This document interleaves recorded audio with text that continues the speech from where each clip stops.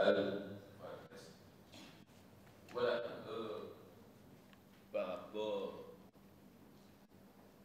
au professeur docteur Denis Mukwege, ces grands militants de droits de l'homme, cet homme épris de justice.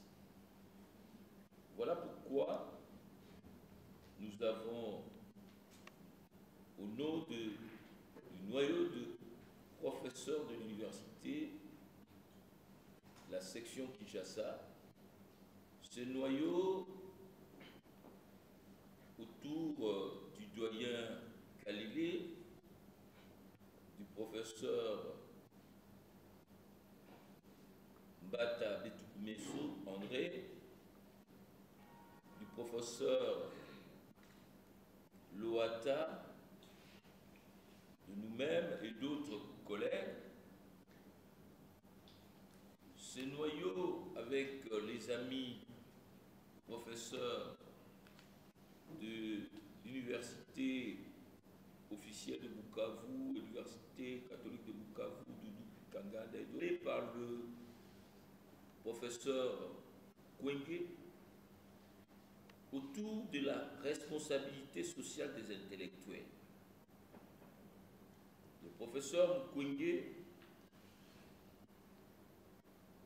nous a invités à Panzi et nous avons compris qu'il était presque un homme seul, perdu dans ses coins, protégé par des éléments d'une armée étrangère dans son propre pays, parce que, alors qu'il ne fait que son travail de médecin, son travail de consolateur physique et moral de corps brisés, eh bien, dans son propre pays, le professeur Mukwege a échappé à plus ou moins 6 attentats. Et nous avons dit, nous allons l'accompagner pour que tous, nous puissions, n'est-ce pas, comme je l'ai dit, rappeler aux intellectuels, comme hier dans l'affaire Dreyfus, que nous ne puissions pas accuser, mais nous mettre debout pour que nous puissions être comme des convertis, nous engager aux côtés de ces peuples qui, à travers ces femmes violées, ces enfants violés, étaient en train de subir un traumatisme qui se rapprochait d'un véritable génocide. Le thème sur lequel je vais introduire ce noyau de Kinshasa tourne autour du thème suivant. Prix Nobel de la paix Denis Mukwege, moment, mémoire et espoir d'une nation sur le chemin de la paix et de la restauration de sa dignité. Mes chers frères, nous avons tous suivi le 5 octobre 2018 l'annonce sur presque toutes les chaînes internationales et nationales. Je dis presque parce qu'une n'a pas voulu, pour des raisons obscures, relayer cette importante nouvelle historique. Donc, les médias nous ont informés qu'il a été décerné à un fils de notre pays, à un de nos frères, à un de nos collègues, à un Congolais, le prix Nobel de la paix, le professeur Mukwege. Nobel de la paix. Est-ce que nous nous rendons compte de cela? On donne ça au pape, aux saintes. Et voilà qu'un de nos frères reçoit pour l'année 2018 le prix Nobel de la paix. Ce n'est pas la Coupe d'Afrique de champions. Ce n'est pas l'arrivée d'une star de musique. Le prix Nobel de la paix. Mais c'est quoi ce prix Nobel? Ça sera la première question. Je vais répondre très succinctement parce que j'estime que dans ce monde où le savoir est distribué à une vitesse lumière, il suffit de taper sur Google et vous savez ce que c'est le prix Nobel. Et tout vient naturellement. C'est quoi ce prix Nobel? Quel est le sens? Et pourquoi, ce sera la deuxième question, ce prix est attribué au docteur Mukwege? Mais surtout, comment pouvons-nous nous approprier ces prix? Parce qu'il s'agit d'une grande opportunité sur le chemin de la paix, sur le chemin de l'espoir, sur le chemin de la restauration de notre dignité.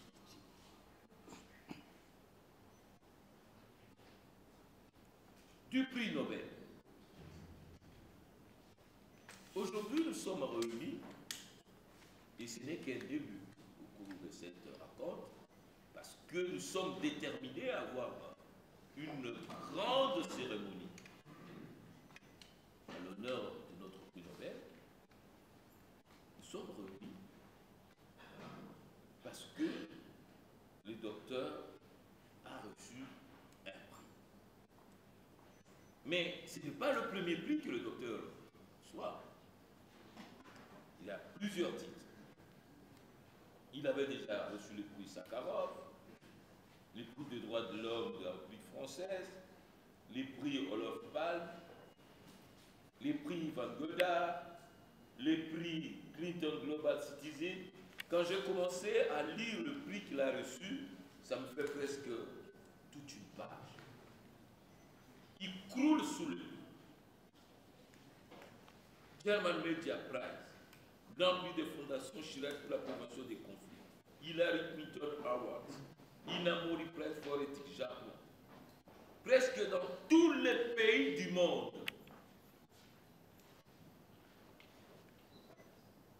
Je dis bien tous les pays. Je vous ai parlé du Japon, des États-Unis, de l'Italie, prix Primo Levi, prix Solidarité de cliniques universitaires, Pierre et médecins du monde Belgique 2014. Il a même une chaire internationale sur les violences sexuelles qui a été créée à l'université de Liège, la chaire de Mukwege.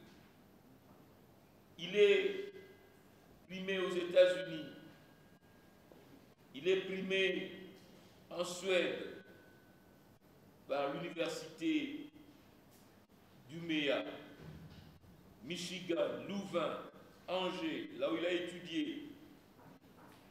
Il a même obtenu le prix africain de l'année, octroyé par la presse internationale africaine. L'école de santé de Rennes, il est parrain, et il a même un film à Hollywood. Il va retracer l'histoire et la vie de cet homme. Mais je suis sûr que si on nous amène le docteur Mukwege et au stade ou même en route, on le présente à côté de Fiston Saïsen, vous allez reconnaître Fiston Saïsen, vous n'allez pas reconnaître le docteur Mukwege. Je ne dirai pas que nul n'est prophète Mais Kwege est prophète. Et j'ai été, il est plus que ça. Il est saint.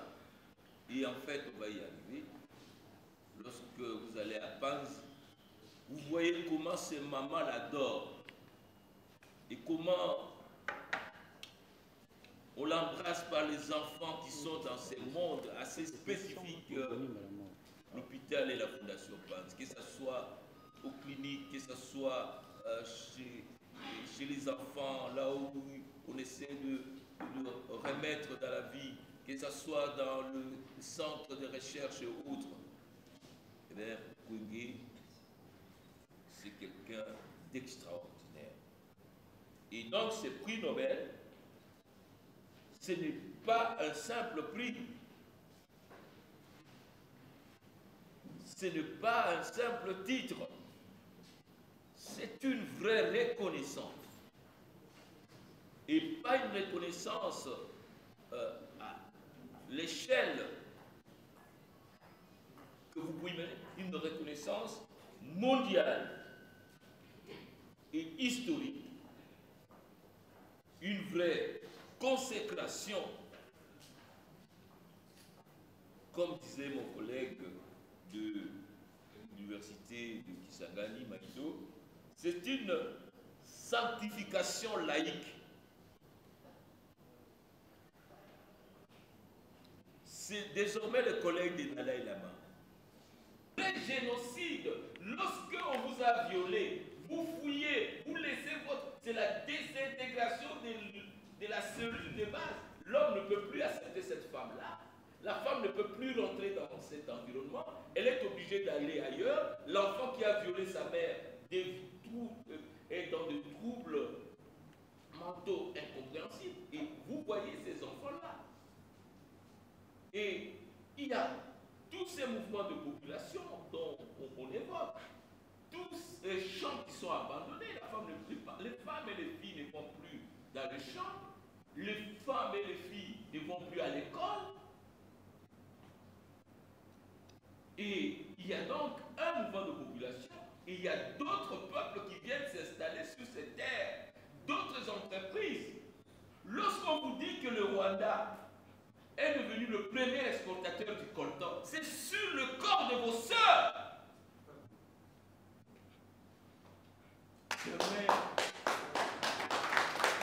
Le professeur Kalele est heureux, a la grâce d'avoir rencontré physiquement le docteur Kwege. Pas une fois, plusieurs fois. La deuxième chose, je me dois de vous présenter mes excuses pour le retard avec laquelle je vous rejoins. Mais j'avais déjà prévenu le professeur Loata, qui habite l'université de Kinshasa. Le matin, je l'ai intitulé l'Afrique noire pour la civilisation de la lutte contre les meilleurs. L'Afrique noire ou la civilisation de la lutte contre les meilleurs.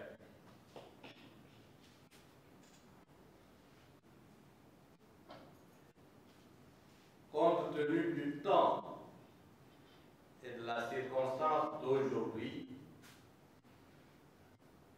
je vais la résumer en 3 parties. La première partie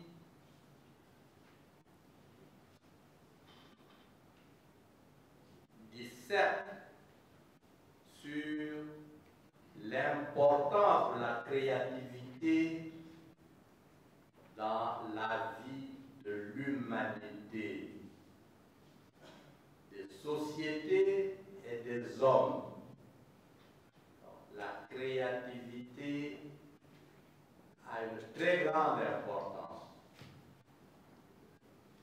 Je vais vous dire succinctement, ne pas vous dire, vous rappeler cette importance.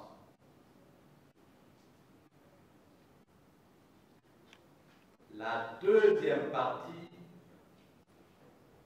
sera consacrée à la comparaison entre les différents types de civilisations.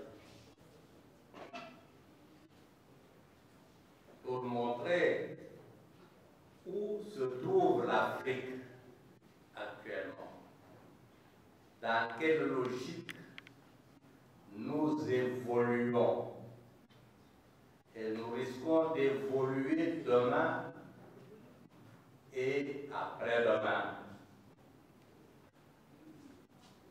La troisième et dernière partie, je l'ai intitulée de la réparation des femmes à la réparation de la RDC. Voilà les trois séquences. Premier point, la créativité, l'importance de la créativité. Un penseur français, poète, Monsieur Lamartine, disait dans un de ses poèmes, dans un de ses textes, ni ange, ni bête, l'homme est un Dieu tombé qui se souvient du ciel. Nous appelons tous Dieu créateur. Et ce créateur, nous disons que celui qui a donné naissance à l'univers, aux eaux, à la terre, aux animaux, aux hommes, aux pierres, aux moustiques, etc. C'est lui qui les a fait exister. Créer, c'est faire venir à l'existence ce qui n'existait pas. Et lorsque nous parlons créativité, en faisant allusion à l'homme, c'est-à-dire que nous assimilons l'homme à Dieu. C'est un Dieu à miniature.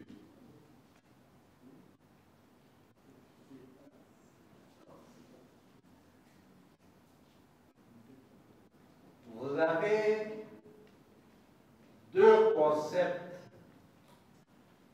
clés qui disent fondamentalement la même chose, mais dont le processus est différent.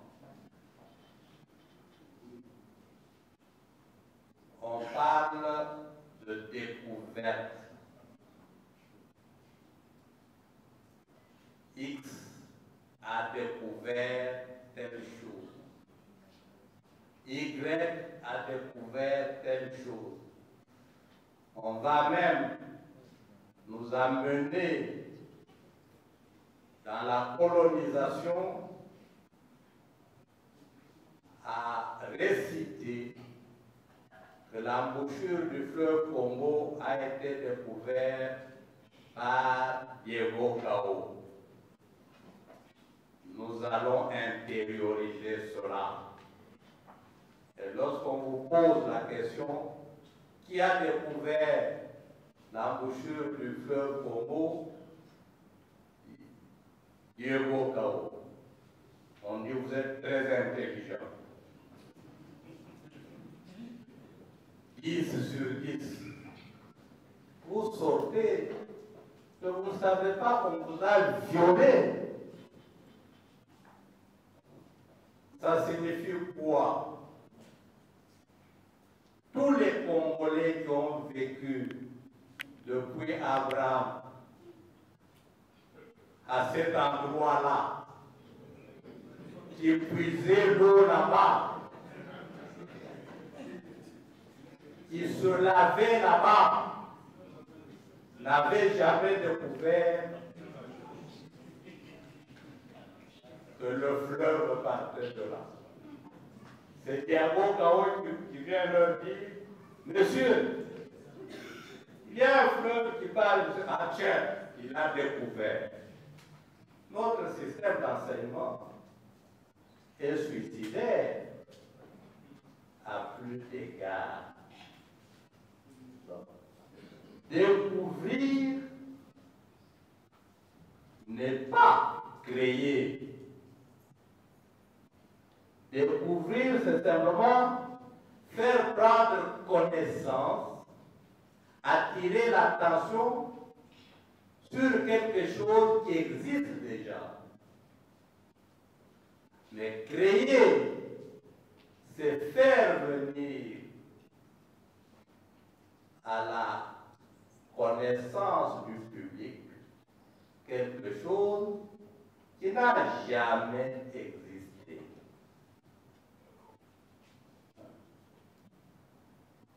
Alors, ce dont nous allons parler du docteur Mukwege, c'est à la fois une découverte et une créativité. Il faut qu'il y ait des guides, des éclaireurs, des gens qui montrent le chemin à suivre. Mais un créateur, c'est d'abord et avant tout un rebelle. C'est quelqu'un qui refuse d'emprunter les voies de tout le monde, qui se dit, on a toujours fait ça, moi, je vais aller à l'encontre de tout ce qui a été fait jusqu'ici, j'essaie autre chose, je veux voir ce que ça va donner à mes risques et périls. Et généralement, le créateur rebelle est combattu par ses contemporains. Parce que pourquoi vous voulez faire autre chose que tout le monde? Les ancêtres ont toujours fait ça. Nous suivons la voie des ancêtres.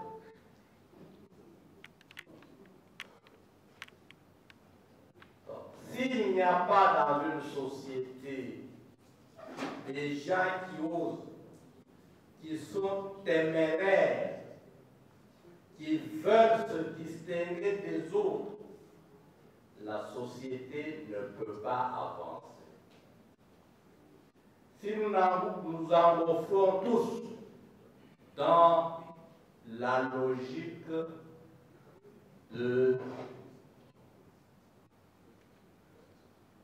voir de tout le monde, nous serons comme tout le monde. La société nous rendra comme tout le monde. Mais si nous osons nous distinguer, à ce moment-là, nous créons des perspectives nouvelles. Nous quittons les sentiers battus pour de nouveaux chemins. Et ce qui était repoussé hier deviendra la vérité de demain. C'est par exemple quelque chose que nous connaissons tous. Maintenant, c'est admis comme une évidence. la Terre tourne autour du Soleil. Mais depuis avant Galilée, c'était l'inverse. On voyait le Soleil se lever et il allait se coucher. On disait, le Soleil tourne autour de la Terre. Et on se posait la question, comment ce monsieur peut nous dire que la Terre tourne autour du Soleil? Nous sommes à Kinshasa, dans cette salle, depuis Abraham. La salle ici ne bouge pas. C'est la même salle, au même endroit. Comment on peut nous dire autre chose? Lorsque Galilée se réveille et dit non, c'est la Terre qui tourne autour du Soleil. Il est même condamné à mort par l'Église catholique. Il doit se dédire, mentir pour rester en vie. C'est la même chose avec le savant sénégalais, Cheikh Anta Diop. Quand il dit que c'est le noir qui est le créateur de la civilisation moderne. C'est le noir qui a inventé la trigonométrie, la géométrie, les mathématiques, etc. C'est dans une université française. Il voulait présenter ça comme thèse de doctorat. On lui a dit, monsieur, si tu veux avoir un diplôme de docteur, abandonne cette histoire-là. Dis que c'est le blanc qui est à la base. Oui, je veux rentrer chez moi. Il a menti. J'insiste, un créateur, un inventeur doit être un téméraire, sinon un rebelle, qui dit je quitte le sentier battu pour me créer une voie nouvelle. Et je vais supporter les critiques, les injures, les menaces même de mort. C'est nécessaire d'avoir des créateurs, des inventeurs dans une société.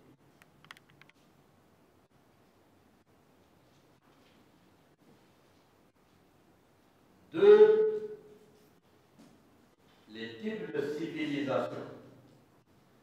Schématiquement, la société nous donne deux types de civilisation. Il y a des civilisations qui promeuvent les inventeurs, les créateurs. C'est le cas des civilisations occidentales, des civilisations asiatiques. Il y a par contre des types de civilisations qui considèrent les inventeurs, les créateurs, comme des êtres dangereux. Il faut les supprimer et les supprimer le plus tôt possible. Ça, c'est l'Afrique actuellement. Si vous voulez mourir vite, amusez-vous à griller. Quel que soit le domaine, vous êtes musicien, vous chantez très bien, vous avez beaucoup de succès, vos collègues musiciens vous en veulent. Analysez les tubes et musicien. Il s'entre-injurie entre eux. Au lieu de chanter, de faire danser les gens, non, ça devient la polémique. Regardez également les joueurs de football. Si vous êtes une star, qu'on vous applaudit tout le temps, quelqu'un d'autre de la même équipe peut préférer qu'on perde le match plutôt que de vous passer la balle afin qu'on vous applaudisse. Vous êtes à un pas de marquer, lui à 10 mètres, il va essayer de tirer pour marquer aussi. Pourquoi est-ce qu'on parle que de vous et pas des autres? Ça, c'est pratiquement dans tous les domaines. Je suis dans l'enseignement, ça fait plus de 20 ans. Je vois chaque année, que ce soit à Lubumbashi, à Kinshasa, à Kisangani, des étudiants qui, la veille de l'examen, volent les notes de leurs collègues, vont les cacher pour les amener à échouer. Babiamite Mamade Bazalaka, Bandoki Bazalaka. Et malheureusement, c'est dans cette civilisation-là que nous sommes. Je prends même le domaine où je passe le plus de temps maintenant, le domaine politique. Si vous vous amusez à briller dans ce domaine-là, d'abord tout le monde vous appelle par votre nom, même s'il n'est pas de votre âge. C'est Kalele, c'est Fayoulou, c'est Bemba, c'est etc. Yé Azanan, à Ottawa, à Kanisani, etc. Vous vivez ça chaque jour. À côté de l'honneur, il y a le mépris, il y a l'injure. Ce que nous vivons avec le docteur Mukwege sort de notre culture actuelle.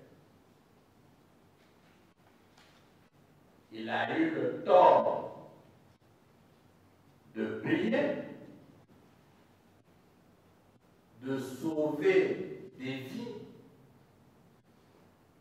qu'il devait laisser périr, et l'Afrique lui en veut. De tous ces prix, je ne sais pas si Ndioli l'a dit. Les prix qui lui sont accordés là, c'est les Blancs qui les lui accordent. Son propre pays ne lui a jamais offert même pas un coca chaud.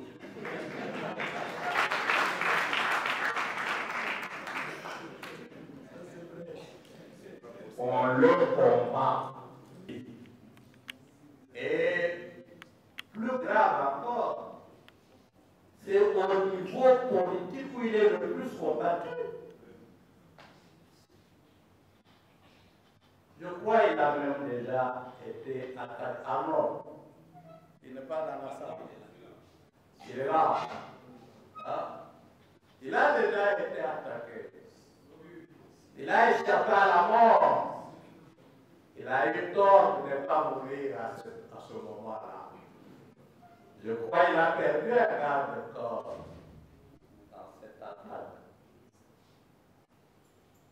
Nous voulions l'avoir à Kisangani et à Lubumbashi On l'a empêché de se déplacer dans son propre pays. Toi, tu veux aller à Kisangani, pourquoi? Pour montrer que tu es plus intelligent que toi. Tu veux aller à Lubumbashi, pourquoi? Reste ici. Et il reste. Il aurait peut-être aussi voulu revenir à Kinshasa. On ne le lui permet pas. Qui assure sa sécurité dans son propre pays? C'est la MONUSCO. C'est la MONUSCO. Mais il y a combien d'unités de la MONUSCO par rapport aux unités des FARDC, de la police et de tout ce que vous connaissez ici? Ça, c'est nous. C'est nous les Noirs. C'est pour cela qu'en grande partie, nous ne progressons pas. Parce qu'une société ne peut pas progresser avec tout le monde à la fois. Il y a des éclaireurs. Puisque dans les sociétés asiatiques et occidentales, les éclaireurs sont encouragés, sont stimulés, sont récompensés. Les autres ont le courage de les imiter. Et on avance. Mais chez nous, puisque ces éclaireurs sont menacés de mort, ils sont obligés de cacher leur talent. Notre civilisation, c'est la civilisation qui tire les gens vers le bas. La dynamique de la médiocrité. C'est ça, nous. C'est pour cela que nous progressons. Enfin, Mukwege repart des femmes. Il sauve des vies. Ça, c'est au niveau individuel. Maintenant, son prix Nobel nous interpelle. La République démocratique du Congo est en panne. Et c'est des pannes extrêmement graves. On devait même déjà la jeter, la mettre dans un musée. Mais nous avons l'obligation, comme les jeunes gens de Gigi, les mécaniciens là, vous amenez un véhicule que vous vouliez déclasser, vous dites, vieux, il nous fabrique des voitures métissées. Les pièces de Mercedes mélangées aux pièces de Toyota, de Ford, etc. Ça marche. Ça nous amène en vie. Les intellectuels congolais que vous êtes, suivant l'exemple du docteur Mukwege, nous devons de réparer notre pays.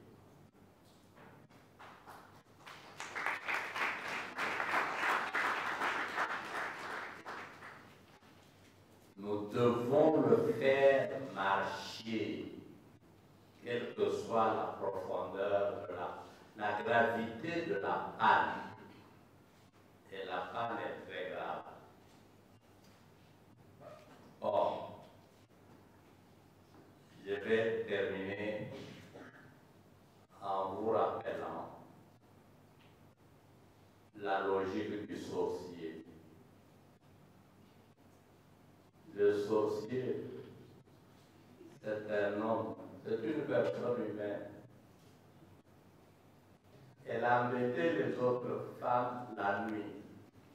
Comme j'étais président de prisonnier, je l'ai approché. Maman, oyo salaka na butu, okomi mobali, obandi kotonisa bandeko na yo basi. Vous n'êtes pas conscient que c'est mauvais. Nayebi, les armes mes profs, ceux qui n'ont pas mis à côté n'a pas la télé. Je dois lui pour me sentir tranquille. Qui vous a amené à ça? C'est ma mère. Je dois nuire.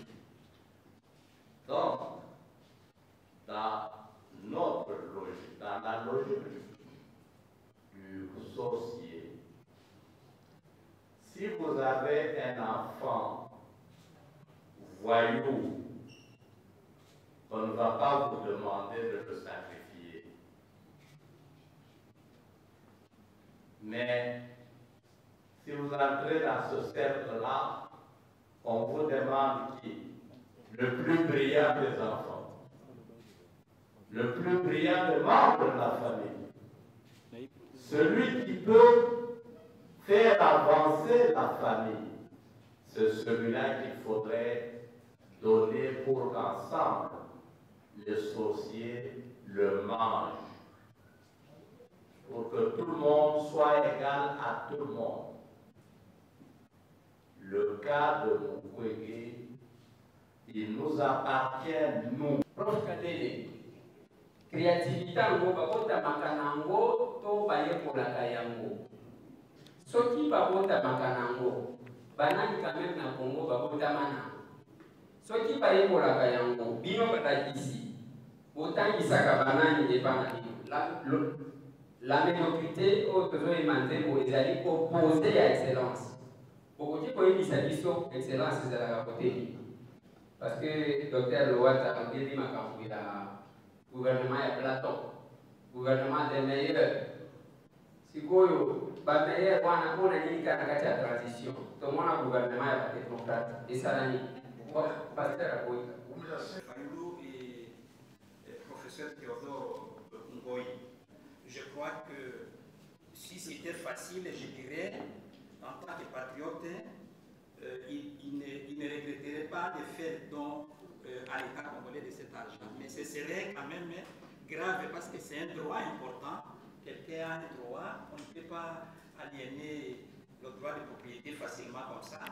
Ce que je leur dirais, s'il y a un véritable gouvernement méritocratique pendant la transition, celui-ci prendra également en charge non seulement les actifs, mais les passifs laissés par le gouvernement qui est fin mandat. Et donc l'État repose sur les principes de continuité. S'il y a un gouvernement méritocratique, j'en présume que ce dit gouvernement pourra rembourser cette somme à tous ceux qui l'ont payé. L'État a beaucoup de mécanismes de comptabilité, on peut faire des compensations et autres choses. L'essentiel est que nous ayons un gouvernement de méritocratie. La deuxième question, c'est celle posée par les journalistes de Siloué. J'ai bien dit qu'il existe deux mécanismes qui peuvent être deux mécanismes alternatifs ou deux mécanismes qui peuvent s'exclure. Le premier mécanisme, l'article 74 donne à tous les Congolais de pouvoir résister, empêcher qu'on viole la Constitution, soit pour accéder au pouvoir, soit pour s'y maintenir. Et donc l'article 64, les partis politiques ne l'ont pas beaucoup utilisé jusqu'ici. Et donc, en matière de mobilisation, la mobilisation c'est un phénomène qui vient d'en haut vers la base. Il n'appartient pas à la population de s'en approprier sans que les partis politiques aient fait beaucoup d'efforts dans ce sens de sensibilisation. La deuxième question, à quand? Je l'ai bien dit que s'il y a un gouvernement de transition, celui-ci commencerait au 1er janvier 2019. La troisième question vient de la télévision. Madame, j'ai bien dit qu'il s'agit d'un groupe que je qualifie d'intellectuels ou universitaires organiques, ceux qui se soucient des préoccupations de la population. Si ces intellectuels, quelqu'un avait posé la question de savoir si c'était des Eliezer, et depuis tout ce temps, ces intellectuels, on ne les verrait que pendant la transition. Je lui dis que le système entier était en train d'absorber quelques éléments. Et dans le cadre de la démarche systémique, même si vous êtes bon et que vous entrez, l'ensemble finit par vous avaler. Alors maintenant, ce que je propose, c'est que toutes les institutions qui sont fait mandat prennent fin et que nous recommencions avec des éléments nouveaux, avec des hommes nouveaux, avec des institutions nouvelles. Je pense qu'à ce moment-là, on verra de quoi les intellectuels organiques sont capables de le faire. Vous pouvez être organique aujourd'hui et si vous acceptez de travailler avec le gouvernement d'aujourd'hui, je ne vois pas ce que vous allez apporter, vous serez emporté par les systèmes. Il y a une question sur base légale. J'insiste sur le fait qu'il faut avoir ce gouvernement, parce que si vous acceptez d'aller aux élections, n'oubliez pas que ce sont des élections, c'est une parodie des élections. Les conséquences qui en découleront seront plus graves que les bénéfices qui seraient en tirés par les Congolais. Mieux vaut prévenir que guérir. Et donc, si vous y allez aujourd'hui, c'est que vous allez cautionner toutes les irrégularités que nous sommes en train d'observer, étant donné que le gouvernement actuel, comme diraient les catholiques, gère par défi. Je pense que ce sont les quelques questions qui m'ont été posées. Je vous remercie. C'est lui qui soigne, c'est lui qui dénonce, c'est lui qui appelle à la fin de ces viols et de ces violences, ou c'est lui qui est incapable de protéger son peuple. C'est lui qui participe au pillage, à la prédation. Qui doit avoir? Non, je crois que nous sommes entrés dans une république de crapauds brousses où les gens marchent la tête en bas et le pied en l'air. Quelle est la mission première de ce qu'on appelle, ou de ce qui s'appelle le souverain? La souveraineté consiste à protéger. Vous ne protégez pas vos enfants, vos filles ne savent plus aller à l'école, vos femmes sont violées en public, des gens sont décapités en plein midi par des gens que vous ne connaissez pas, et vous devez dire à celui qui dit qu'il faut que ça s'arrête, que celui-là puisse avoir honte. Donc, celui qui est capable de faire la prophylaxie va condamner un médecin qui soigne la malaria, qui soigne le sida. C'est celui-là qui doit avoir honte. Qui doit avoir honte? Je crois que la propagande a atteint un degré de déstructuration de la pensée. Le docteur Mukwege est obligé de recoudre les femmes qui sont déchiquetées par l'animalité de ceux qui doivent le protéger. Il doit assurer les conséquences de la médiocratie. Les conséquences, non, là. Des gens plus doués que certains autres. C'est pour cela que dans certains pays comme l'Union soviétique, on était allé à créer des écoles pour surdoués. Il y a des enfants qui naissent avec un quotient intellectuel très élevé. Si vous les mettez dans des classes avec tout le monde, vous les retardez. Parce qu'ils comprennent beaucoup plus vite que les autres les équations les plus compliquées. Vous avez les jeunes genre Einstein. C'est de surdoués. Vous avez également une catégorie d'intelligence moyenne. Vous avez une autre catégorie des gens qui, vous pouvez très bien expliquer, même les fouettés, ils ne comprendront pas. Des médiocres nés, il en existe. Oui, me dit les cancres, il en existe. Même quand vous écrivez au tableau noir avec craie blanche, il copie autre chose. Donc, il y a deux possibilités. Il y a des gens qui naissent génies et il y a des gens qui peuvent le devenir à force du travail. Et il y en a, vous pouvez parler de malédiction, non? Il y en a qui ne peuvent pas le devenir, même s'ils travaillaient beaucoup. C'est une loi de la nature. Qu'est-ce que le professeur Kaleli peut? Je ne sais pas. Vraiment, je ne sais pas du tout. Mais voyez vos enfants là. Vous pouvez avoir dans la même famille des enfants très intelligents et vous pouvez dans la même famille, du ventre de la même femme, des cancres.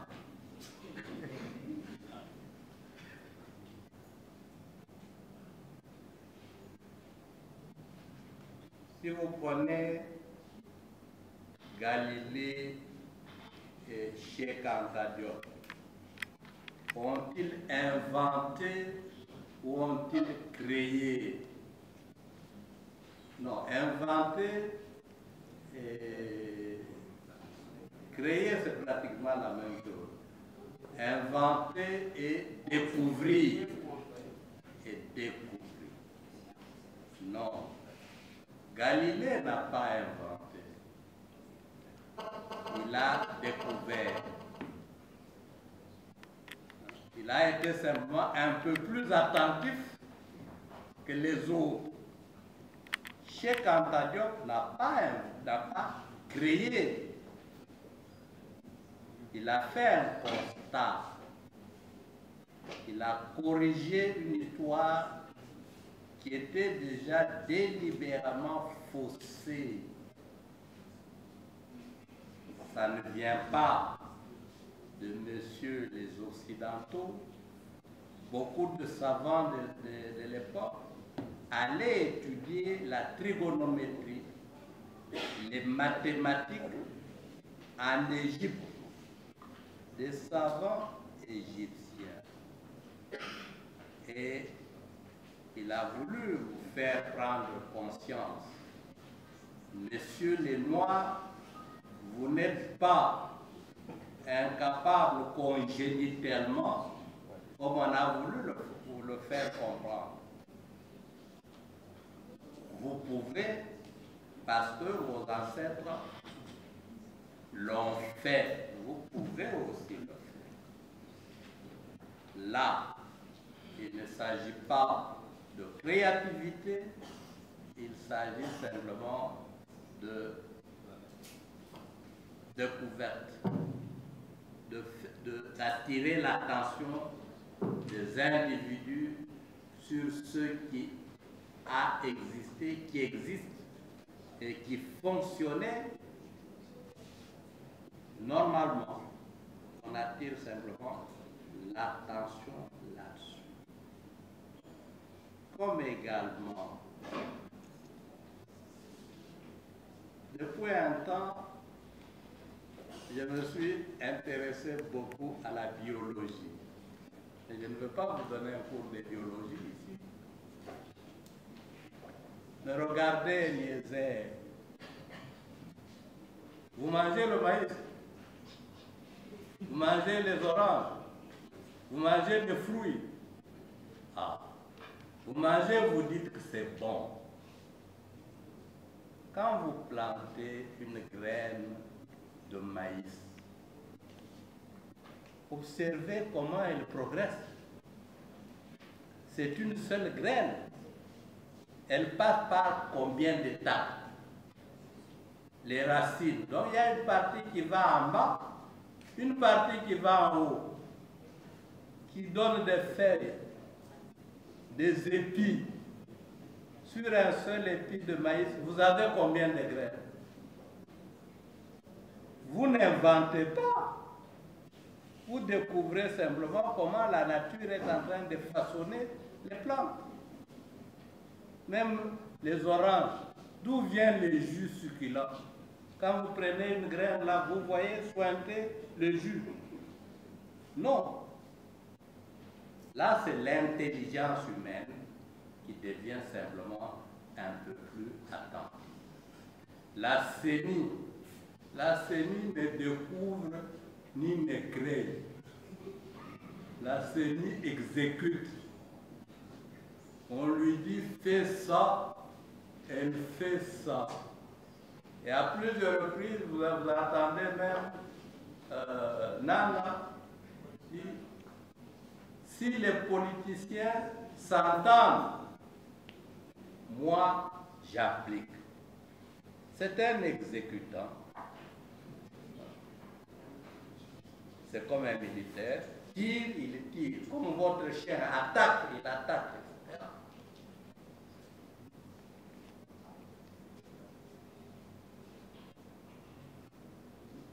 C'est fini comme ça. Non, la première question. C'est pour la première. Ça, c'est la deuxième. Donc, il est devenu la première. Oui. Maintenant, on va à la première qui est devenue la deuxième et la dernière. Je peux y aller? Allez-y, je vous en prie. J'ai préféré la prendre à la fin parce que on y a déjà répondu. Les deux professeurs qui ont parlé y ont répondu. J'ajoute simplement un élément. Le docteur Mukwege, comment vous expliquez les attaques du gouvernement contre lui? Moi, je dis il y a deux éléments. Il y a un élément de la culture dont on a parlé ici, la lutte contre le meilleur. Il y a un élément politique, c'est ce que le professeur Joly et Loata ont dit. Mais il faut qu'on se pose aussi la question. Qui s'attaque à Mukwege avant le gouvernement de Kinshasa? Qui s'attaque? C'est ceux qui violent. Ceux qui violent là, c'est qui? C'est des non-Congolais et des Congolais. Des non-Congolais que vous hébergez dans ce pays. Ils n'ont pas intérêt à ce que vous les empêchiez de tuer. Et en soignant les femmes, en attirant l'attention du monde, vous les dénoncez. Mais au niveau du gouvernement, avec vos amis dont vous avez cité les noms, on fait simplement un écho. La plupart des Congolais répètent ce que les autres disent, pratiquement comme des perroquets. Parce qu'on ne peut pas comprendre un Congolais sain d'esprit qui attaque un autre Congolais pour avoir sauvé une femme congolaise. Ça dépasse tout entendant. Mais puisqu'on doit parler pour plaire à X et Y, il n'y a pas de secret dans cette salle, même si vous êtes de la sécurité, il n'y a pas de secret. On sait qui viole, on sait qui tue, avec la bénédiction de qui il tue. On le sait. Et si quelqu'un vient dénoncer, oh, on a tué Eliezer, un Congolais, Matangeza et Panaye, Dieu lui vient dire, oh, pourquoi vous pleurez Eliezer? Il vient disperser ceux qui pleurent. En somme, c'est ça qui est en train de se passer.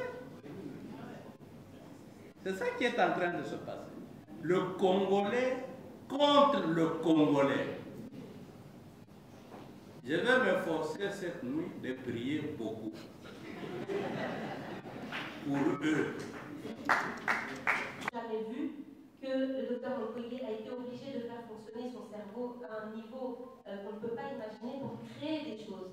Et ces choses, ce sont des techniques chirurgicales de pointe, avec d'ailleurs des méthodes d'opération très particulières qui sont faites par la laparoscopie. La laparoscopie, c'est une chirurgie qui est relativement récente, qui n'est pas encore utilisée dans certains pays d'Europe. Ils n'utilisent même pas encore ces méthodes-là. Et le docteur Mukwege s'est formé à ça, à créer des choses, à créer des instruments, à créer des techniques chirurgicales pour pouvoir soigner les mamans. Il a vraiment fait un travail scientifique énorme. Et ça, on ne le dit peut-être pas assez. C'est qu'avant toute chose, le docteur Mukwege, c'est un homme de science. Quand il opère ses mamans, et j'ai eu l'occasion plusieurs fois, justement pour des besoins scientifiques, de filmer les opérations. La dernière en date, la petite fille avait 18 mois. Le docteur Mukwege a donc mis en pratique une technique chirurgicale qu'il avait mise au point. C'est très compliqué. Il faut savoir que le docteur Mukwege, qui maintenant vit enfermé dans son hôpital, on le reprécise, il y a des barbelés autour de l'habitat qu'il a dans son propre hôpital. En réalité, ça décuple les heures de travail de ce papa, puisque le matin, il peut peut-être quitter des fois 6 heures pour aller en salle d'opération, il peut rester debout des fois jusqu'à minuit. Parce que vous voyez, quand on est médecin, c'est pas fonctionnel. C'est-à-dire que si la personne n'est pas encore réparée et que ça demande encore des heures de travail dessus, et il faut voir comment elles sont déchirées de l'intérieur, eh bien il faut le faire. Et le docteur Mukwege, c'est tous les jours, même le dimanche, la nuit, on l'appelle. Il y a des femmes qui arrivent, et grâce à cette façon qu'il a eu de faire fonctionner son cerveau et de créer quelque chose, de mettre au service de notre pays, de mettre au service de notre nation, son cerveau, son savoir scientifique, il a vraiment mis au point toutes ces techniques. C'est important de le dire, parce qu'il y a des gens qui en doutent encore. Et je crois qu'il faut arrêter, je le redis encore une fois, il faut arrêter de penser que Kinshasa, c'est le centre du pays. Ce qu'il se passe dans le reste du pays, c'est une honte. Ça s'appelle un génocide. Vous êtes journaliste aujourd'hui, je suis journaliste. Donc je suis chargée de communication, mais c'est par mon métier de journaliste que j'ai été engagée. Je trouve ça incroyable de constater le manque de visibilité dont fait preuve le docteur Mukwege. C'est une honte. Et je trouve que c'est votre devoir. On sait tous comment ça se passe. On sait tous que les médias sont financés par plus haut. Ils sont financés par des hommes d'affaires, par des partis politiques, on le sait. Et vous avez une ligne éditoriale à respecter. Mais il y a des choses, vous voyez, c'est une table. On ne va pas appeler cette table un char. Alors quand les gens font des choses, quand il se passe des choses à l'Est, quand il y a des guerres, quand il y a un génocide, quand il y a des viols, ce ne sont pas des mensonges, c'est un fait. Et c'est de votre devoir d'en parler. Et à tous les membres du pouvoir, du gouvernement qui veulent diminuer l'aura du docteur Mukwege, on sait pourquoi ils le font. Parce que ça met en lumière un gros problème qu'on a dans ce pays. Mais est-ce que c'est une raison pour que nous, en tant que journalistes, nous n'en parlions pas? Nous devons dénoncer. Voilà, c'est ce que je voulais dire. Voilà, peut-être que nous aurons une occasion, informé il y a très peu par le candidat président de la République Martin de la tenue de cette réunion. Et tout de suite, j'ai tout changé et je suis venu. Je voudrais m'appesantir sur les propos que j'ai entendus du professeur Kalele qui met l'accent sur la médiocrité. Mais il faut aller plus loin. Il y a cette question d'être des citoyens d'histoire et de culture. Nous devons être des citoyens qui ont une histoire, qui ont la maîtrise de leur histoire et de leur culture. Nous ne devons pas faire, si vous voulez, des analyses juste événementielles et oublier le reste. D'abord, sur l'hommage auquel je suis venu participer, le professeur Mukwege, comme on vient de le dire, a exercé sa science dans un contexte de guerre organisées par ceux-là même qui lui donnent le prix Nobel de la paix, n'oubliez pas ça. La guerre de l'Est nous est venue avec l'opération turquoise. On oublie ça très vite. Et par l'opération turquoise, on a pris des Rwandais suspectés collectivement, ce qui est contraire à tous les principes de droit, aussi bien de droit positif que de droit international pénal. On les suspecte d'avoir commis des génocides. Plus d'1 million de gens, dont certains armés, sont amenés ici au Congo. Et on a justifié par la suite dans l'accord de Lusaka, sur lequel j'ai écrit tout un ouvrage en 2000, on oublie ça, on justifie le fait que le Rwanda a le droit, pour sa sécurité, de venir s'installer au Congo. C'est écrit dans l'accord de Lusaka. Et l'Ouganda et le Rwanda se sont affrontés ici. À qui profite cette guerre? Profite aux entrepreneurs de l'insécurité. Pendant que des Congolais sont tués, il y a des entreprises qui s'installent, qui exploitent nos richesses, dont le coltan. Et il y a une société, ou si vous voulez, une entreprise de raffinerie qui est créée au Rwanda pour raffiner notre coltan, ici. Et pourquoi on viole les femmes? Mais c'est une politique d'extermination, de destruction de la population de l'Est pour la remplacer par d'autres populations. Et c'est dans ces contextes-là que le docteur Mukwege a entrepris de redonner vie, il faut le dire, à des femmes à qui on a enlevé toute dignité.